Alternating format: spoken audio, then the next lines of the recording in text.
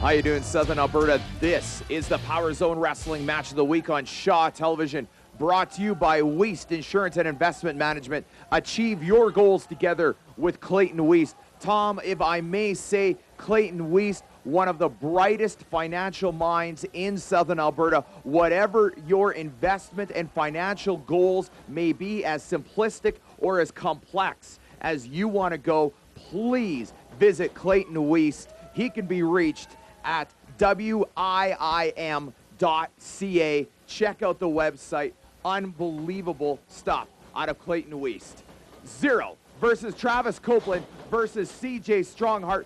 Speaking of unbelievable, Tom, three of the brightest young stars in professional wrestling in Western Canada today in one matchup. Look at Zero meeting the ring post, the slingshot by Strongheart. Strongheart, Zero, and Travis Copeland. All three of these wrestlers are huge fan favorites within Power Zone Wrestling, and you can see with the action right there, Tom, the reason why. Zero has slowly been climbing up the ranks of Power Zone Wrestling. As of the last publication of the Power Zone Wrestling Express program at the last PZW event, Zero went into the event ranked number 4 in the Power Zone Wrestling Heavyweight Championship rankings. Zero moving up in the ranks of PZW. One has to wonder if he is only a few matches away from cementing a heavyweight championship match with Adrian Walls or whomever is the champion. But first, he's got to get past Copeland and Strongheart. Look at that submission hold out of Strongheart. Strongheart has one of the most unique offensive move lists that I've ever seen.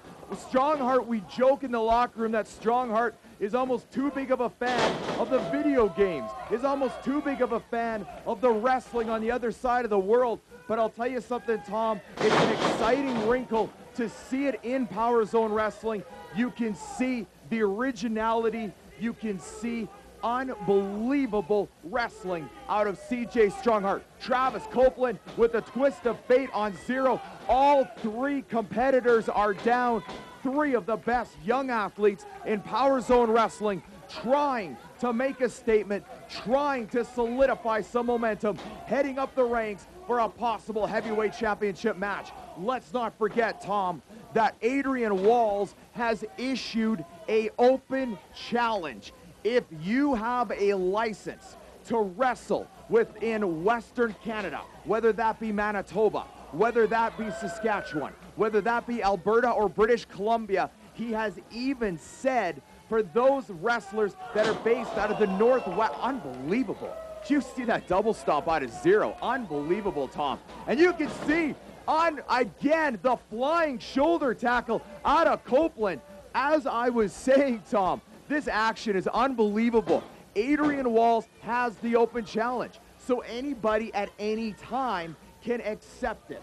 They don't have to let him know. They don't even have to let Commissioner Jim Dandy know until the day of the event. That's why if you go to PowerZoneWrestling.net, where we normally pride ourselves as an organization on being phenomenal at advertising the upcoming events, we can't. Because we have no clue who Adrian Walls will, look at that double knee. We have no clue who Adrian Walls will be wrestling on April the 9th at the LCCDA Electric Barn. The shooting star, 1, 2, 3, 0 wins, climbing up the ranks of the PZW Championship rankings. It's myself, the Stormbringer, versus the assassin, Chase Patrick. Let me give you the backstory, Tom. Here's the deal.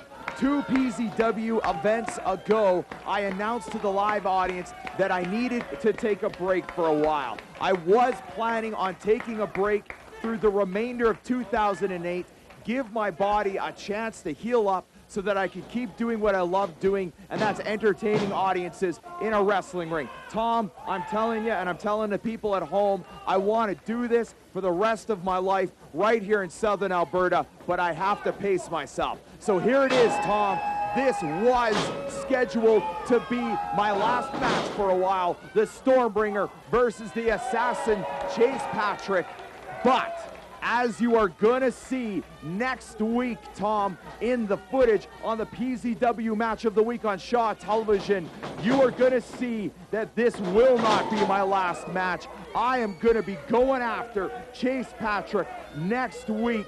You and the people at home will see exactly why I think the Assassin Chase Patrick might be one of the most disgusting and despicable human beings I have ever had contact with. And I'll tell you something, Tom, in the history that I have had in the business of professional wrestling, I've met some pretty wretched and some pretty pathetic human beings. In the history of Power Zone Wrestling in Southern Alberta, I have met some of the most wretched and pathetic human beings. And you know who I'm talking about, Tom.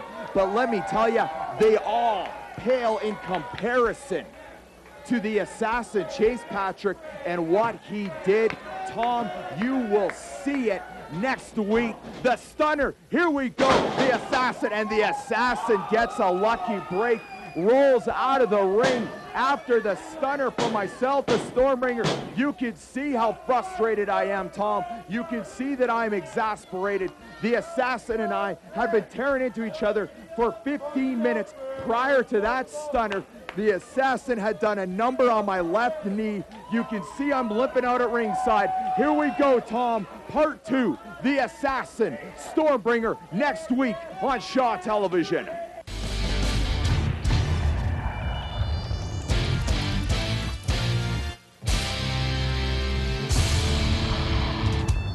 And you've seen nothing yet because we have